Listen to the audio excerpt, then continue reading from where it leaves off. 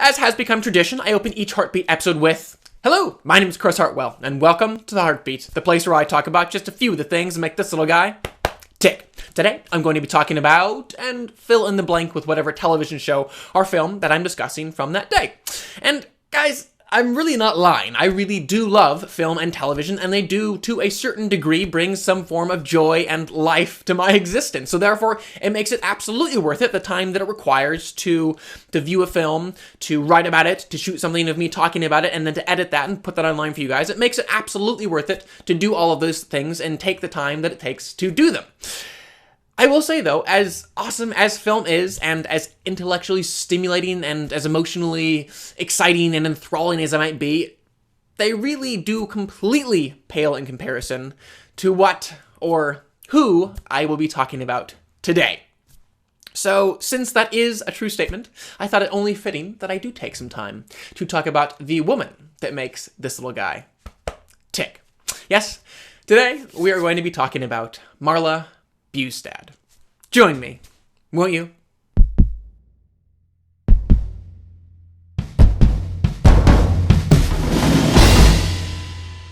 So, to be quite honest, in the quiet of my own mind and the endless malleable safety of a word processor, I can construct some fairly flowery, decently intelligent sounding language that people can find somewhat intellectually stimulating and meaningful.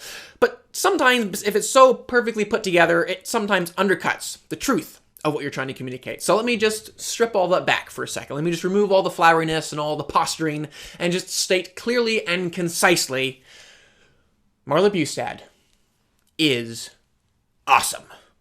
Full stop. Just sit in that for a second. Sit in that truth. Got it?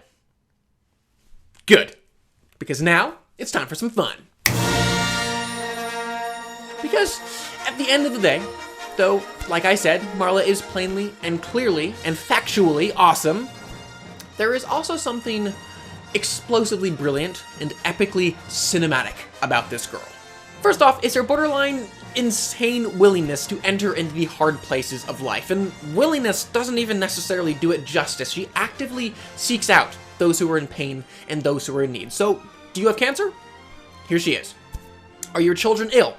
Here she comes. Is your life falling apart? Bam! She's there, ready to hold it together. And she's actually in a profession which, in my opinion, is one of the few professions that you can actually legitimately compare to being a superhero. Yes, Marla Bustad is a nurse, which means she is genuinely daily saving lives. Which A, means this girl is sharp, and I'm talking about an intelligence that goes far beyond an ability to conquer 5 years of nursing school. She is now daily asked to think on her feet, and to problem solve, and to do any number of things that I have no ability to articulate because they're that far above me. And B, and this is far, far more important, she's not just a nurse because it's intellectually stimulating or challenging. No, she's there because she's compelled to defend and to protect and to give voice to those who are too weak or too broken or too alone to have a voice of their own. And guys, being a nurse hurts because the people that she encounters and the families that she encounters in these places are likely at or close to at the most painful place they have ever been. And to genuinely connect with people in that place, you inevitably will experience some of their pain. And on top of that, it's not like she's pursuing the less painful cases. Guys, Marla has at certain points seriously considered pursuing working in prisons, doing child hospice, and even joining ethics boards. And then there's her passion for children, who she beautifully recognizes are in the greatest need for representation. And she doesn't just recognize that and move on. No, she actively fights to return to these children what they should have by right, which is freedom and safety and security, and she fights for that daily. And guys, this just blows my mind because it's one of those unfortunate truths that the things that we're kind of freely given are the things we oftentimes take for granted the most. And growing up, I've just realized to greater and greater degrees how much I have taken for granted. So for example, as a child, I was so amazingly free and safe and secure, which was a beautiful thing, and I am so impossibly grateful for that. But because I grew up so generously and consistently being provided those things, I began to assume, I think anyways, that they were non-negotiable, that everyone everywhere could assume that they would be part of their existence. And Marla has so beautifully, in a way that only someone who truly cares for the souls of those around her, has come alongside me and has just gently and lovingly helped to change my perspective. And no, not just in one little, okay, Chris, let's sit down and allow me to teach you the truth and show you the actual truth of the matter, which is so many people, children and adults alike, cannot assume that they will ever be clothed in freedom, safety, and security. No, it's not a one-time thing. It was a lot of times, because I'm a knucklehead and I require grace and forgiveness and patience and daily, if not hourly, reminders of the truth. And Marla has given that. And no, she hasn't given it out of some superhuman capacity. It can be difficult and painful to put up with me. And out of that humanity, she gives. And on top of that, she's not just sitting around telling others, hey guys, go and love those in your community. No. She is actively involved in the children's lives in her community and loving on them in specific and real ways. And has more than once come very close to adopting children as a single person. And something else that just inspires and humbles me to no end is the heart from which all these loving acts are coming from. Because, guys, let me tell you something.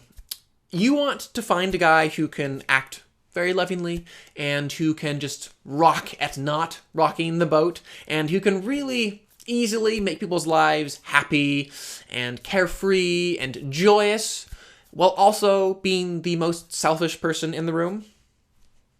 You're looking at him. I hate it. It's broken. It's stupid. But it does help me to recognize, yet again, just how amazing Marla is. Because she too feels that pull. She understands that draw to be convenient and to get people to like her and respect her and to do loving acts for those reasons. But she fights it. And it's phenomenal, and it's inspirational, and it's beautiful. And in that, and in so many other struggles, she also demonstrates commitment and dedication. I have witnessed so many instances where Marla so easily could have walked away, disconnected, or disassociated herself from a difficult individual or a burdensome community or an overly demanding job, but she didn't, because she was dedicated to their good and she was committed to their well-being. And something else that marks an individual and points not only to what kind of person they are, but what kind of person they want to be, is who they surround themselves with and who they call their friends. And boy, has this girl chosen some rather astounding friends. Okay, part of me wishes I really could stop using words like astounding because I don't want their oversaturation to undercut their genuineness and power, but it is true. The ladies that Marla has surrounded herself with are astounding. They fight to love and know their husbands. They passionately seek the best for their children, and they strive to invest in genuine ways in the community around them. Now, can we just stop for a moment and talk about this?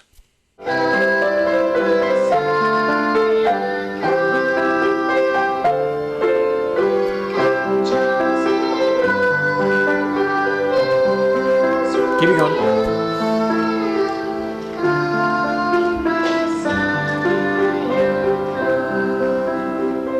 Also, we really do need to talk about this. Just nothing but the blood, nothing but the blood, nothing but the blood of Jesus. Wait for it. Oh, nothing but the blood, nothing but the blood, nothing but the blood of Jesus. Here we go. What can wash away my sin? Nothing but the blood of That's Jesus. And what can make me whole again? Nothing but the blood of Jesus. I could go on all day. Oh, precious is awesome. the flow that makes me white As snow. as snow. No. Not only is her voice just objectively Wow. But for me personally, it's also the reason that I actually asked her out initially and can therefore, in a way, be the thing that I point to as the reason that we're getting married next week. Because Marla sings at our church, and when you see a girl up there week after week just pouring her soul out and helping others to do the same, you as a guy have one of two options. One, you sit there and do nothing, a bit like a moron. Or two, you get up and you ask that girl out. Now, unfortunately, I chose the former of those two options for about 3 or 4 years. Fortunately, I did eventually come to my senses. But now that we've taken a few minutes to talk about Marla's really intense commitment to others, her very serious intellect, and her very mature self-awareness, I just want to make sure that you guys haven't gotten the wrong idea, because at the same time, Marla can also just be a giggly big kid. And I know this because I am a seriously unfunny person, and I can get her to laugh numerous times a day. And on top of that is just her ridiculously giddy goobiness about things like popcorn and babies. I mean, the gleam in this girl's eyes when we are sitting in the theater and she turns to me and goes, "Can we get some popcorn?" Or just the squeals of delight that emanate from her mouth when she sees a cute baby, or even a picture of a baby. I mean, she can look at a picture of herself when she was 4 years or younger and just go, "Oh, she's so cute, I just want to squeeze her." Though, to be fair, she was rather cute. Now, I'm sure you guys have picked up on this by now, but I love things that are cinematic. I love superheroes and spaceships. I love binary sunsets and epic train chases. I like giant sharks and the final play of a final game. I like electric connections and musical numbers. I like legends and myths, and I like the individuals that populate those stories. And yes, as I've discussed, there are undeniably ways that Marla Bustad is legendary and mythic. But also, Marla Bustad is about as plain as they come. She wakes up tired. She craves junk food. She has student loans and a mortgage to pay. There are 1,000 things that she will never do and another 1,000 that she'll never see. She will take some of her fears to her grave. And yes, someday she will die. And even though all of those things are true, I can still say, without question, Marla Bustad is awesome. And I can say this because I'm someone who for so long, and still all of the time, believes that life will be found when my existence becomes in some way legendary or mythic. So therefore, life was about being grasped.